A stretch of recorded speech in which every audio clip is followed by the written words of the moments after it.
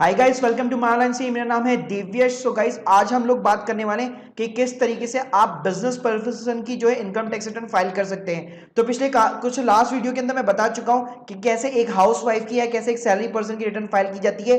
अगर आपने वो पुराने वीडियोस नहीं देखे तो डिस्क्रिप्शन में आपको लिंक मिल जाएगी।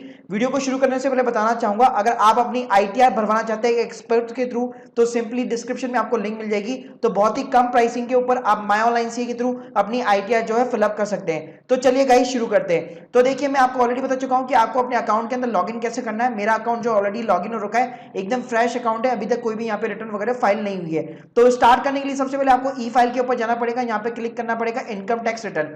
जैसे आप क्लिक करेंगे सिंपली यहाँ पे फ्रेश इनकम टैक्स रिटर्न का यहाँ पे ऑप्शन आ जाएगा। अब बताना चाहूंगा कि आपको फॉर्म कौन सा सेलेक्ट करना है। तो देखिए, जो ITR 1 होता है वो हमेशा सैलरी पर्सन के लिए होता है। ITR जो 2 होता है वो कैपिटल गेन के लिए होता है। अगर आपको मान लीजिए कोई कैपिटल गेन हुआ है, कोई शेयर मार्केट के अंदर आपने पैसा लगा रखा है या म्यूचुअल फंड में लगा रखा है या कोई प्रॉपर्टी वगैरह बेची है। जो ITR 4 होता है वो आता है आपके बिजनेस के लिए, जिसमें आपको प्रिजम्पटिव बेसिस पे इनकम दिखानी पड़ती है। अब ये प्रिजम्पटिव बेसिस पे इनकम क्या होती है, इसके बारे में हम लोग चर्चा करेंगे।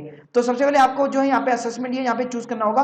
तो यहाँ पे मैं 2021 चूज कर लेता हूँ, ITR 4 चूज कर लेता हूँ और ओरिजिनल रिवाइज रिटर्न, और यहाँ पे prepared and submit return online. तो ITR जो 1 है और ITR 4 है, दोनों की वेब बेस्ड फैसिलिटी अवेलेबल है।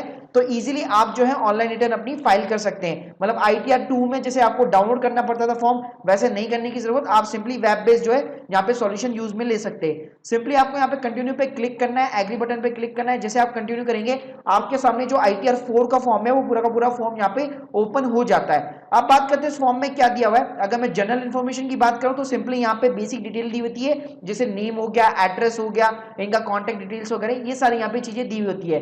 लास्ट में आपको सिंपली यहाँ पे देखिए नो करना पड़ेगा। ये एक नया फीचर आया है जिसमें बताया गया कि 5 कंडीशन के अंदर अगर आप फॉलो करते हैं तभी आपको ये यस और नो करनी है। उसके बाद मैं बताना चाहूंगा इनकम डिटेल्स। तो इनकम डिटेल्स में बेसिकली यहाँ पे कई सारे ऑप्शन है। आप चाहे तो सैलरी की डिटेल डाल सकते हैं, यहाँ पे अदर इनकम दे सकते हैं और साथ में अपने बिजनेस की भी इनकम दिखा सकते हैं। अब बात करता हूँ बिजनेस के इनकम की।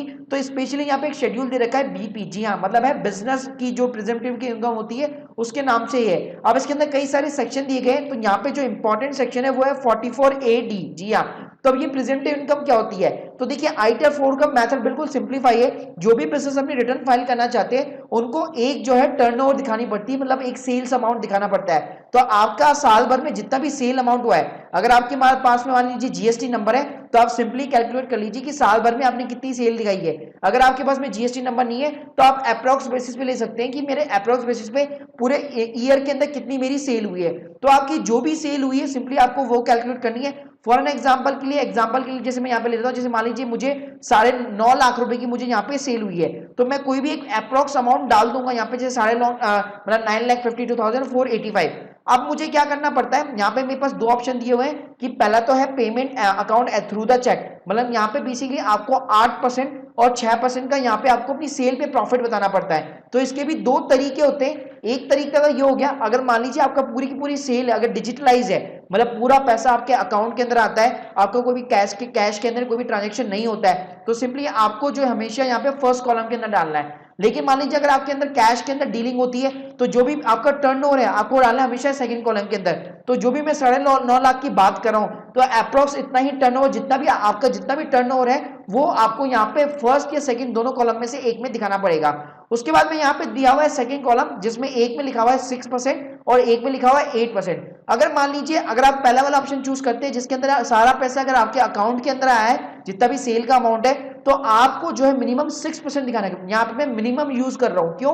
क्योंकि मिनिमम का प्रॉफिट का मतलब ये, जैसे अगर मान लीजिए 5 लाख रुपए हो गया, तो 5 लाख का टर्नओवर पे 6% हो गया, 6 पंजे 30, मतलब 30,000 रुपीज हो गया, राइट। तो बेसिकली उतने का आपका बेसिकली प्रॉफिट हो गया, करेक्ट। लेकिन प्रॉफिट का मतलब ये हो गया कि मिनिमम आपको दिखाना, मैक्सिमम आप कितना भी जो है दिखा सकते हैं। तो ये अल्टीमेटली ये चीज हो गई कि भैया साल भर के अंदर मेरी जो भी सेल हुई है वो इतनी सेल है, उसके ऊपर मेरी जो एवरेज जो मार्जिन है, जो मेरा प्रॉफिट है, वो मिनिमम 6% या मिनिमम 8% है।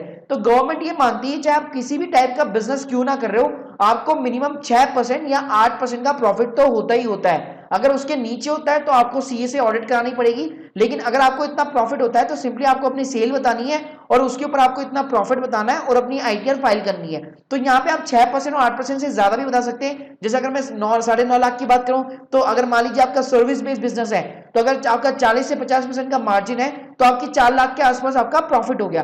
तो इस तरीके से यहाँ पे सेकंड कॉलम में आपको टर्नओवर दिखानी है और उसके बाद में जैसे अगर आपने सेकंड कॉलम चूज किया अपनी सेल के लिए, तो सिंपली नीचे भी आपको 8% वाले कॉलम के अंदर आप अपना कितना भी प्रॉफिट दिखा सकते हैं, लेकिन वो हमेशा 8 के ऊपर होना चाहिए, राइट। तो सिंपली आपको इस तरह से यहाँ पे दिखानी पड़ती है।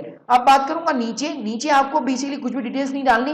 फिर उसके बाद में नीचे चले जाइए, यहाँ से आपको पूछेगा सन्ड्री क्रेडिटर्स, आपकी असेट्स कितनी है, आपके बैंक अकाउंट के अंदर बैलेंस कितना है, इन्वेंट्रीज कितनी है। तो अगर आपके पास में ये डिटेल्स है तो आप वो डाल सकते हैं यहाँ पे, वरना इन सबको आप 0 यहाँ पे दिखा सकते हैं, कोई भी दिक्कत वाली बात नहीं है। उसके बाद मैं बात करूंगा नेम ऑफ द बिजनेस की, तो आपकी जो भी फर्म का नाम है वो यहाँ पे आपको डालना पड़ेगा।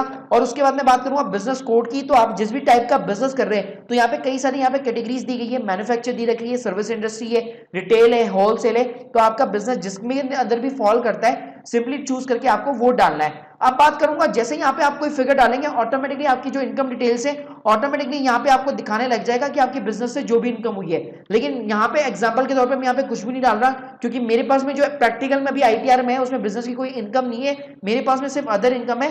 लेकिन मैंने आपको एग्जाम्पल के लिए बता दिया, क्योंकि इनका जो बिजनेस है उनसे इनको इनकम तो है, लेकिन इन्होंने जीएसटी के अंदर इन्होंने नील टर्नओवर दिखाई है, मतलब इनका कोई भी बिजनेस वगैरह हुआ नहीं है। तो यहाँ पे मैं क्या कर रहा हूँ, यहाँ पे सिंपली जो देखिए मैं बिजनेस का नाम डाल रहा हूँ, मेरे पास में जो डिटेल्स है इनका टूर और ट्रैवलिंग का बिजनेस है और मैंने ये नाम डाल दिया। और उसके साथ में यहाँ पे मैं मुझे कोड डालना है, तो ये देखिए 1100 के समथिंग यहाँ पे बेसिकली ट्रैवलिंग का कोड है। ये देख सकते हैं आप, मैंने ट्रैवल एजेंसी का यहाँ पे कोड डाल दिया है। डिस्क्रिप्शन पे आपको कुछ डालने की जरूरत नहीं है, जैसे मैं बता रहा हूँ कि इनका टर्नओवर एक तरह से नील है। अगर आपका टर्नओवर कुछ भी होता है तो आप एनी अदर मोड के अंदर या इसके अंदर आप डाल सकते हैं और आप मिनिमम 6% या अपना 8% यहाँ पे प्रॉफिट जो है डिक्लेयर कर सकते हैं। अब बात करना चाहूंगा इनकम डिटेल्स की। इसके साथ में मान लीजिए आपकी कोई भी अदर इनकम है, जैसे एफडीसी हो गई, आपकी हाउस प्रॉपर्टी का कोई रेंटल आता है या कोई भी चीज हो गई, तो आपको वो भी जो है यहाँ पे शो करना पड़ता है। तो बेसिकली यहाँ पे मेरी एक अदर इनकम है, तो सिंपली यहाँ पे मैं नीचे जाऊंगा और नेचर ऑफ अदर इनकम में एनी अदर चूज करूंगा, यहाँ पे सिंपली लिखूंगा अदर्स और यहाँ पे मुझे अमाउंट दिखाना है। तो अमाउंट यहाँ पे मैं 1,75,000 दिखा देता हूँ जो इनकी अदर सोर्सेज से इनकम आती है। तो आप देख सकते हैं मेरे यहाँ पे अदर इनकम आ गई है। अगर इनकी कोई भी बिजनेस की इनकम होती तो क्या होता, बेसिकली आप बीपी के अंदर जो भी अमाउंट डालते हैं ऑटोमेटिकली यहाँ पे आप देख सकते हैं इस कॉलम के अंदर ऑटोमेटिकली ये अमाउंट वहां से निकल करके यहाँ पे ऑटोमेटिकली फिलअप हो जाता। जैसे मैं आपको एक प्रैक्टिकली बता देता हूँ, जैसे मान लीजिए अगर आप यहाँ पे अगर 5 लाख की अगर 9 लाख की अगर आप यहाँ पे टर्नओवर डालना चाहते हैं तो देखिए आप 9 लाख यहाँ पे डाल सकते हैं और प्रॉफिट के तौर पे मान लीजिए 8% मिनिमम आपको दिखाना है। तो मैं 20% के समथिंग भी अगर दिखाना चाहूँ या 30% के समथिंग दिखाना चाहूँ, ये सारी चीजें आपके ऊपर डिपेंड करती है। तो मान लीजिए अगर मैं यहाँ पे 3 लाख का प्रॉफिट दिखाना चाहता हूँ तो मैं 3 लाख का यहाँ पे प्रॉफिट दिखा सकता हूँ। आप देख सकते हैं ऑटोमेटिकली इस कॉलम के अंदर जो फिगर हम लोगों ने डाला है वो निकल के यहाँ पे आ चुका है। तो इस तरीके से आप अपनी बिजनेस की इनकम जो है इजीली डिक्लेयर कर सकते हैं प्रिजम्पटिव बेसिस पे, जहां पे आपको कुछ भी करने की जरूरत नहीं है, सिंपली आपको वही फिगर्स डालने होते हैं। एक अप्रॉक्स फिगर डालना पड़ता है जो आपका सेल हुआ है और उसके ऊपर जो भी आपका प्रॉफिट हुआ है। उसके बाद मैं बात करूंगा अदर इनकम की, जैसे मैं आपको ऑलरेडी बता चुका हूं कि अगर अदर कोई इनकम है तो आप वो डाल सकते हैं। आप बात करेंगे आप क्या करना है, अगर मान लीजिए आपका कोई टैक्स वगैरह बन रहा है तो ऑटोमेटिकली यहाँ पे बता देगा कोई भी टैक्स वगैरह बन रहा है तो उसका टैक्स का आपको पहले पेमेंट करना पड़ेगा और उसकी जो बीएसआर कोड वगैरह की डिटेल्स आती है वो आपको डालनी पड़ेगी, राइट। आप बात करते हैं बैंक डिटेल्स की, तो यहाँ पे बेसिकली आपको बैंक डिटेल्स डालनी पड़ेगी, उनकी जो भी बैंक अकाउंट नंबर है या जो भी करंट अकाउंट का डिटेल है या सेविंग अकाउंट का जो भी नंबर है वो डिटेल यहाँ पे आपको डालनी पड़ेगी। सो यहाँ पे मैं बैंक डिटेल्स यहाँ पे डाल चुका हूँ और उसके बाद में नीचे आपको सिंपली जो है यहाँ पे सेल्फ सेलेक्ट करना है और उनका जो भी एड्रेस वगैरह होता है, मतलब जो भी उनकी लोकेशन है उनका एड्रेस है, आपको सिंपली यहाँ पे वो डालना पड़ेगा सेल्फ के अंदर। डालने के बाद में सिंपली आप जो सेकंड वाला ऑप्शन है वो चूज कर दीजिए, प्रीव्यू एंड सबमिट के ऊपर क्लिक कीजिए। अगर कोई इन्फॉर्मेशन रह गई है तो ऑटोमेटिकली आपको दिखाएगा कि आपकी ये इन्फॉर्मेशन यहाँ पे रही हुई है, तो सिंपली उसको आप नो कर दीजिए। जैसे जैसे आप क्लिक करते जाएंगे ऑटोमेटिकली आपको ये टैब वहां पे लेके हुए जाएगा कि कौन कौन सी यहाँ पे डिटेल्स रह गई है। उसके बाद में आप जैसे प्रीव्यू एंड सबमिट करेंगे आपका आईटीआर 4 का जो है पूरा एक तरह से प्रीव्यू आपको दिख जाएगा। इसके अंदर आपको कोई भी डिटेल्स चेंज करनी है तो आप सिंपली बैक जाके मतलब एडिट ऑप्शन पे जाके आप सिंपली एडिटिंग वगैरह भी कर सकते हैं और यहाँ से आप प्रीव्यू वगैरह भी डाउनलोड कर सकते हैं। अगर सब कुछ सही है तो आपको कुछ भी करने की जरूरत नहीं है, सिंपली आपको जो बेसिकली है यहाँ पे आपका प्रीव्यू होने के बाद में सिंपली यहाँ पे आपको सबमिट बटन पे क्लिक करना होगा। आप देख सकते हैं मेरी स्क्रीन के ऊपर रिटर्न जो है बेसिकली फाइल हो चुकी है। अब सिंपली आपको जो है यहाँ पे ई वेरीफाई के ऊपर क्लिक करना है और आपको ई वेरीफाई मैं ऑलरेडी बता चुका हूँ कि आप सिंपली अपने आधार कार्ड का जो भी आप मोबाइल नंबर लिंक है उसके थ्रू आप आराम से जो अपना ई वेरीफाई वगैरह कर सकते हैं। तो ये कॉन्सेप्ट मैंने बता दिया कि बिजनेस की रिटर्न वगैरह कैसे फाइल होती है। अगर आपके कोई भी डाउट्स है तो सिंपली आप कमेंट सेक्शन के अंदर मेंशन कर सकते हैं और please subscribe our channel. Thank you guys, thank you very much.